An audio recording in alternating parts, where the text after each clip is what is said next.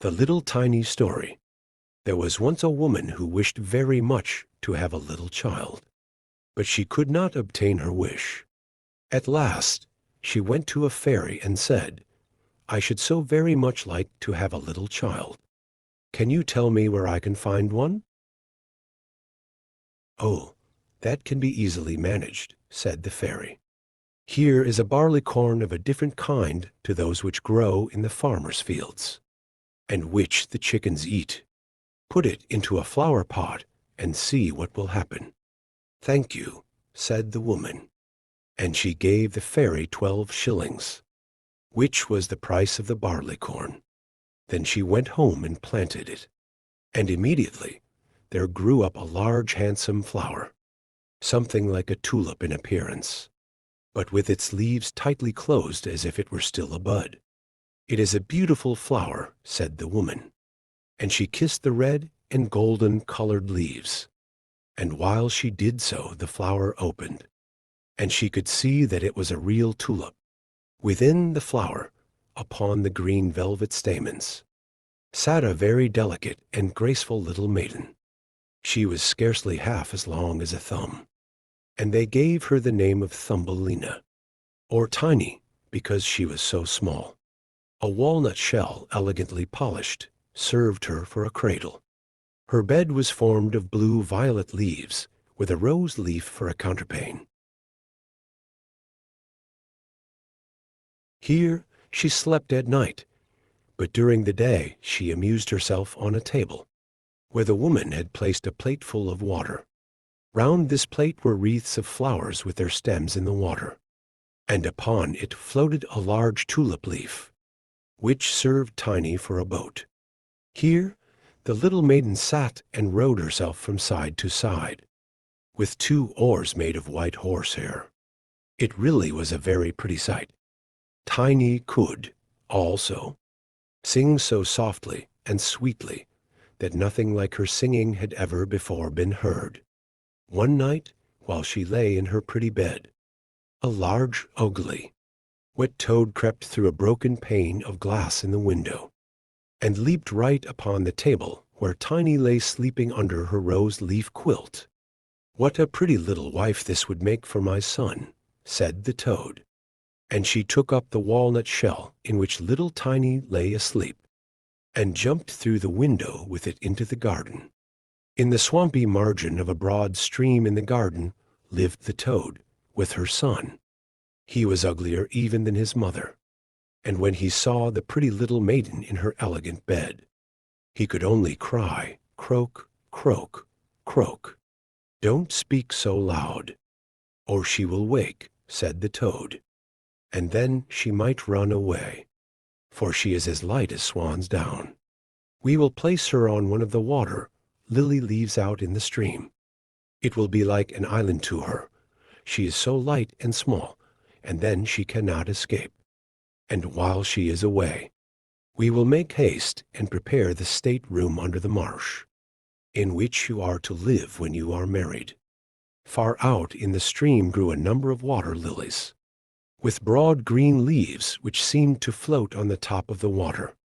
The largest of these leaves appeared farther off than the rest, and the old toad swam out to it with the walnut shell, in which little Tiny lay still asleep. The tiny little creature woke very early in the morning, and began to cry bitterly when she found where she was, for she could see nothing but water on every side of the large green leaf, and no way of reaching the land. Meanwhile the old toad was very busy under the marsh, decking her room with rushes and wild yellow flowers, to make it look pretty for her new daughter-in-law. Then she swam out with her ugly son to the leaf, on which she had placed poor little Tiny. She wanted to fetch the pretty bed, that she might put it in the bridal chamber to be ready for her. The old toad bowed low to her in the water, and said, "Here is my son. He will be your husband, and you will live happily in the marsh by the stream." "Croak, croak, croak," was all her son could say for himself. So the toad took up the elegant little bed and swam away with it. leaving Tiny all alone on the green leaf, where she sat and wept. She could not bear to think of living with the old toad, and having her ugly son for a husband. The little fishes, who swam about in the water beneath, had seen the toad and heard what she said. So they lifted their heads above the water to look at the little maiden. As soon as they caught sight of her, they saw she was very pretty, and it made them very sorry to think that she must go and live with the ugly toads. No, it must never be.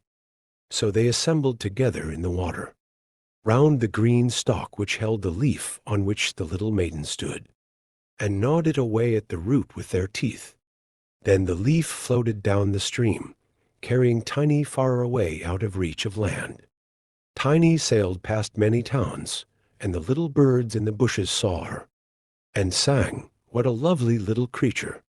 So the leaf swam away with her farther and farther, till it brought her to other lands. A graceful little white butterfly constantly fluttered round her, and at last alighted on the leaf.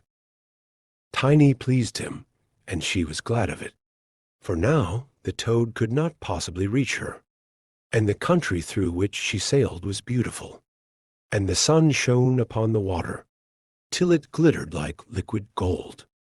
She took off her girdle and tied one end of it round the butterfly, and the other end of the ribbon she fastened to the leaf, which now glided on much faster than ever, taking little Tiny with it as she stood. Presently a large cockchafer flew by. The moment he caught sight of her, he seized her round her delicate waist with his claws, and flew with her into a tree. The green leaf floated away on the brook, and the butterfly flew with it, for he was fastened to it and could not get away. Oh, how frightened little Tiny felt when the cockchafer flew with her to the tree! But especially was she sorry for the beautiful white butterfly, which she had fastened to the leaf, for if he could not free himself, he would die of hunger. But the cockchafer did not trouble himself at all about the matter. He seated himself by her side on a large green leaf, gave her some honey from the flowers to eat, and told her she was very pretty, though not in the least like a cockchafer. After a time, all the cockchafers turned up their feelers, and said, "She has only 2 legs. How ugly that looks!" "She has no feelers," said another. "Her waist is quite slim. Pooh! She is like a human being." "Oh, she is ugly," said all the lady cockchafers, although Tiny was very pretty. Then the cockchafer who had run away with her believed all the others when they said she was ugly, and would have nothing more to say to her, and told her she might go where she liked. Then he flew down with her from the tree and placed her on a daisy, and she wept at the thought that she was so ugly that even the cockchafers would have nothing to say to her, and all the while she was really the loveliest creature that one could imagine, and as tender and delicate as a beautiful rose leaf. During the whole summer, poor little Tiny lived quite alone in the wide forest. She wove herself a bed with blades of grass, and hung it up under a broad leaf, to protect herself from the rain. She sucked the honey from the flowers for food, and drank the dew from their leaves every morning. So passed away the summer and the autumn, and then came the winter, the long, cold winter. "You poor little creature," said the field mouse, who was really a good old field mouse, "come into my warm room and dine with me." She was very pleased with Tiny, so she said, "You are quite welcome to stay with me all the winter, if you like, but you must keep my rooms clean and neat, and tell me stories, for I shall like to hear them very much." And Tiny did all the field mouse asked her, and found herself very comfortable. "We shall have a visitor soon," said the field mouse one day. "My neighbor pays me a visit once a week. He is better off than I am. He has large rooms, and wears a beautiful black velvet coat. If you could only have him for a husband, you'd be well provided for indeed. But he is blind, so you must tell him some of your prettiest stories." But Tiny did not feel at all interested about this neighbor, for he was a mole. However, he came and paid his visit dressed in his black velvet coat. "He is very rich and learned, and his house is 20 times larger than mine," said the field mouse. He was rich and learned, no doubt, but he always spoke slightingly of the sun and the pretty flowers, because he had never seen them. Tiny was obliged to sing to him, Lady Bird, fly away home," and many other pretty songs. And the mole fell in love with her because she had such a sweet voice. But he said nothing yet, for he was very cautious. A short time before, the mole had dug a long passage under the earth, which led from the dwelling of the field mouse to his own. And here she had permission to walk with Tiny whenever she liked. But he warned them not to be alarmed at the sight of a dead bird which lay in the passage. It was a perfect bird, with a beak and feathers, and could not have been dead long, and was lying just where the mole had made his passage. The mole took a piece of phosphorescent wood in his mouth, and it glittered like fire in the dark. Then he went before them to light them through the long, dark passage. When they came to the spot where lay the dead bird, the mole pushed his broad nose through the ceiling. The earth gave way so that there was a large hole, and the daylight shone into the passage.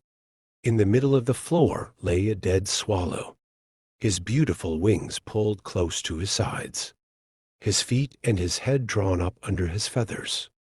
The poor bird had evidently died of the cold. It made little Tiny very sad to see it. She did so love the little birds. All the summer they had sung and twittered for her so beautifully. But the mole pushed it aside with his crooked legs, and said, "He will sing no more now.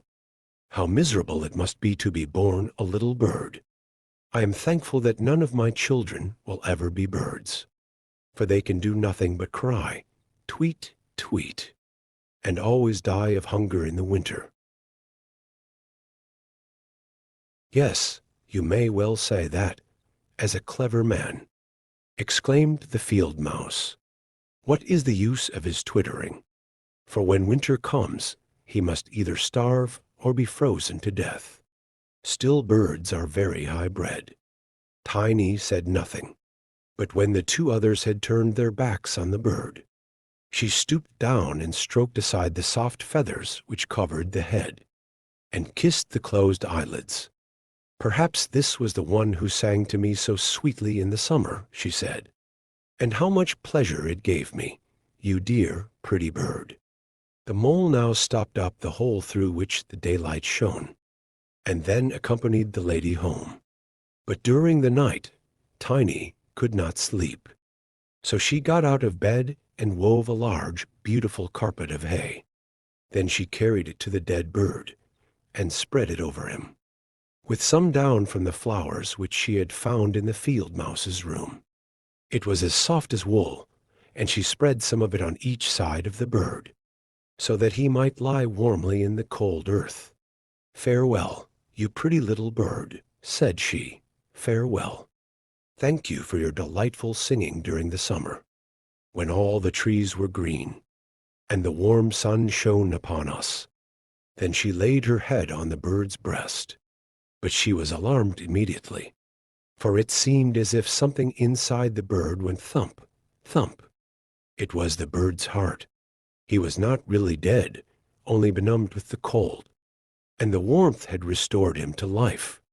In autumn, all the swallows fly away into warm countries. But if one happens to linger, the cold seizes it, it becomes frozen, and falls down as if dead. It remains where it fell, and the cold snow covers it. Tiny trembled very much. She was quite frightened, for the bird was large, a great deal larger than herself. She was only an inch high. But she took courage, laid the wool more thickly over the poor swallow, and then took a leaf which she had used for her own counterpane, and laid it over the head of the poor bird. The next morning she again stole out to see him. He was alive but very weak. He could only open his eyes for a moment to look at Tiny, who stood by holding a piece of decayed wood in her hand, for she had no other lantern. "Thank you, pretty little maiden," said the sick swallow. "I have been so nicely warmed that I shall soon regain my strength and be able to fly about again in the warm sunshine." "Oh," said she, "it is cold out of doors now. It snows and freezes. Stay in your warm bed. I will take care of you." Then she brought the swallow some water in a flower leaf, and after he had drank, he told her that he had wounded one of his wings in a thorn bush, and could not fly as fast as the others, who were soon far away on their journey to warm countries. Then at last he had fallen to the earth, and could remember no more, nor how he came to be where she had found him. The whole winter the swallow remained underground, and Tiny nursed him with care and love. Neither the mole nor the field mouse knew anything about it, for they did not like swallows. Very soon the spring time came, and the sun warmed the earth. Then the swallow bade farewell to Tiny, and she opened the hole in the ceiling which the mole had made. The sun shone in upon them so beautifully that the swallow asked her if she would go with him. She could sit on his back, he said, and he would fly away with her into the green woods. But Tiny knew it would make the field mouse very grieved if she left her in that manner. So she said, "No, I cannot. Farewell then, farewell, you good, pretty little maiden," said the swallow, and he flew out into the sunshine. Tiny looked after him, and the tears rose in her eyes. She was very fond of the poor swallow. "Tweet, tweet," sang the bird, as he flew out into the green woods, and Tiny felt very sad. She was not allowed to go out into the warm sunshine. The corn which had been sown in the field, over the house of the field mouse, had grown up high into the air, and formed a thick wood to Tiny, who was only an inch in height. "You are going to be married, Tiny," said the field mouse. "My neighbor has asked for you. What good fortune for a poor child like you. Now we will prepare your wedding clothes. They must be both woolen and linen. Nothing must be wanting when you are the mole's wife." Tiny had to turn the spindle, and the field mouse hired for spiders, who were to weave day and night. Every evening the mole visited her, and was continually speaking of the time when the summer would be over. Then he would keep his wedding day with Tiny. But now the heat of the sun was so great that it burned the earth, and made it quite hard, like a stone. As soon as the summer was over, the wedding should take place. But Tiny was not at all pleased, for she did not like the tiresome mole. Every morning when the sun rose, and every evening when it went down, she would creep out at the door, and as the wind blew aside the ears of corn, so that she could see the blue sky, she thought how beautiful and bright it seemed out there, and wished so much to see her dear swallow again. But he never returned, for by this time he had flown far away into the lovely green forest. "Nonsense," replied the field mouse. "Now don't be obstinate, or I shall bite you with my white teeth. He is a very handsome mole. The queen herself does not wear more beautiful velvets and furs. His kitchen and cellars are quite full. You ought to be very thankful for such good fortune." So the wedding day was fixed, on which the mole was to fetch Tiny away to live with him, deep under the earth, and never again to see the warm sun, because he did not like it. The poor child was very unhappy at the thought of saying farewell to the beautiful sun, and as the field mouse had given her permission to stand at the door, she went to look at it once more. "Farewell, bright sun," she cried, stretching out her arm towards it. And then she walked a short distance from the house, for the corn had been cut, and only the dry stubble remained in the fields. "Farewell, farewell," she repeated, twining her arm round a little red flower that grew just by her side. "Greet the little swallow from me, if you should see him again." Tweet, tweet, sounded over her head suddenly. She looked up, and there was the swallow himself flying close by. As soon as he spied Tiny, he was delighted. And then she told him how unwilling she felt to marry the ugly mole, and to live always beneath the earth, and never to see the bright sun any more. And as she told him, she wept. "Cold winter is coming," said the swallow, "and I am going to fly away into warmer countries. Will you go with me? You can sit on my back, and fasten yourself on with your sash. Then we can fly away from the ugly mole and his gloomy rooms, far away over the mountains, into warmer countries, where the sun shines more brightly than here, where it is always summer, and the flowers bloom in greater beauty. Fly now with me, dear little Tiny. You saved my life when I lay frozen in that dark passage." "Yes, I will go with you," said Tiny, and she seated herself on the bird's back, with her feet on his outstretched wings, and tied her girdle to one of his strongest feathers. Then the swallow rose in the air, and flew over forest and over sea, high above the highest mountains, covered with eternal snow. Tiny would have been frozen in the cold air, but she crept under the bird's warm feathers, keeping her little head uncovered, so that she might admire the beautiful lands over which they passed. At length they reached the warm countries, where the sun shines brightly, and the sky seems so much higher above the earth.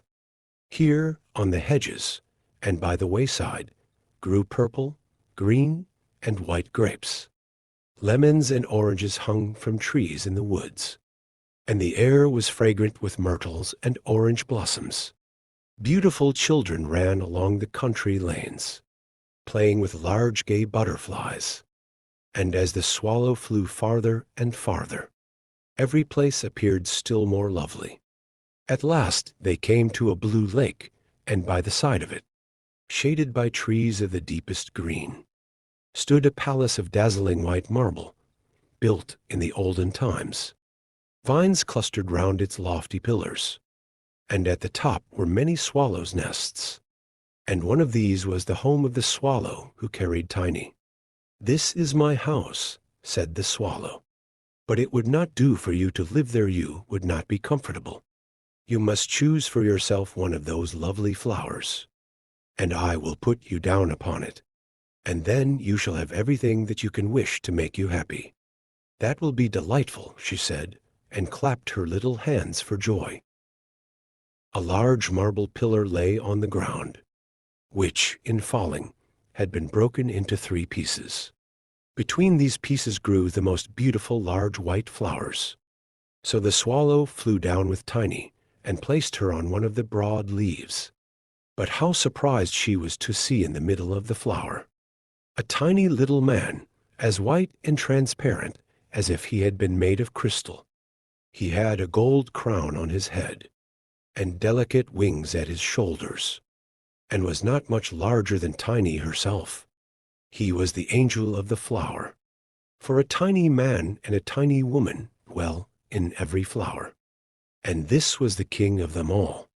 "Oh, how beautiful he is," whispered Tiny to the swallow. The little prince was at first quite frightened at the bird, who was like a giant compared to such a delicate little creature as himself. But when he saw Tiny, he was delighted, and thought her the prettiest little maiden he had ever seen.